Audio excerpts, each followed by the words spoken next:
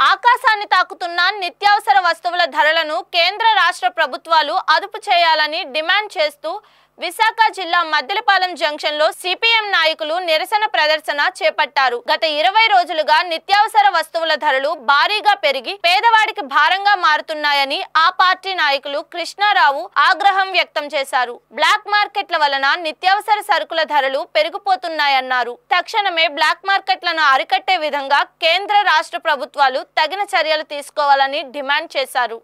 కాయగూరలు ఆకుకూరల ధరలు తగ్గించాలి.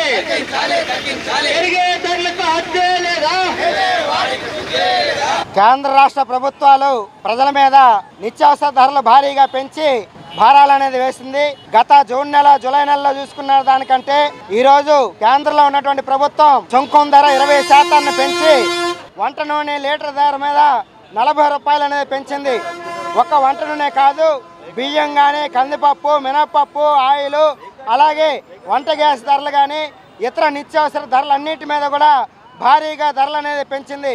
ఈరోజు ధరలు పెంచాల్సినటువంటి అవసరం లేకపోయినప్పటికి కూడా ఈరోజు ప్రపంచవ్యాప్తంగా జరుగుతున్నటువంటి యుద్ధాలకు కారణం చూపి ఈ ధరలు అనేది పెంచుతూ ఉన్నారు. ఈరోజు బ్లాక్ మార్కెట్ని మరింత మార్కెట్ వ్యాపారస్తులకి లాభాలు వచ్చే విధంగా ఈ ధరలు అనేది ఉన్నాయి. ఈ ధరలు అదుపు చేయాలని చెప్పి సిపిఎం పార్టీగా మేము విజ్ఞప్తి చేస్తూ ఉన్నాం. ప్రజల యొక్క ఆదాయాలు మాత్రం తగ్గిపోతున్నాయి, కార్మికుల జీతాలు మాత్రం పెంచడం లేదు. ప్రజల ఆదాయాలు పెంచకుండా, కార్మికుల జీతాలు పెంచకుండా ఈరోజు ప్రజల మీద నిత్యావసర ధరలు పెంచడం అనేది సరైనటువంటిది కాదని చెప్పి మేము కేంద్ర రాష్ట్ర ప్రభుత్వాలకి హెచ్చరిస్తూ ఉన్నాం. ఈరోజు ధరలు మేము అధికారంలోకి వస్తే ధరలు తగ్గిస్తామని చెప్పారు. కానీ ఈరోజు చూసినట్టయితే అన్ని నిత్యావసర ధరలు కూడా విపరీతంగా పెంచుతున్నారు. ఈరోజు పత్రికల్లో వచ్చింది కరెంటు ఛార్జీలు 8,000 కోట్ల రూపాయలు భారం పెంచబోతున్నట్టుగా. మరి ఈ ధరలు అనేది పెంచినట్టయితే సామాన్య పేద మధ్యతరగతి ప్రజల మీద విపరీతంగా ధరలు పెరుగుతాయి.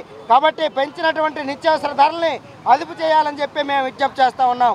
ఈరోజు మద్యం ధరల మీద మీరు తగ్గించారు, మద్యం ధరలు తగ్గించింది అన్నట్టుగానే ఈరోజు నిత్యావసర ధరలన్నింటి కూడా అదుపు చేయాలని చెప్పి బ్లాక్ మార్కెట్లో ధరలు ఏవైతే ఉన్నాయో వాటిని అరికట్టాలని చెప్పి సిపిఎం పార్టీగా విజ్ఞప్తి చేస్తూ ఉన్నాం.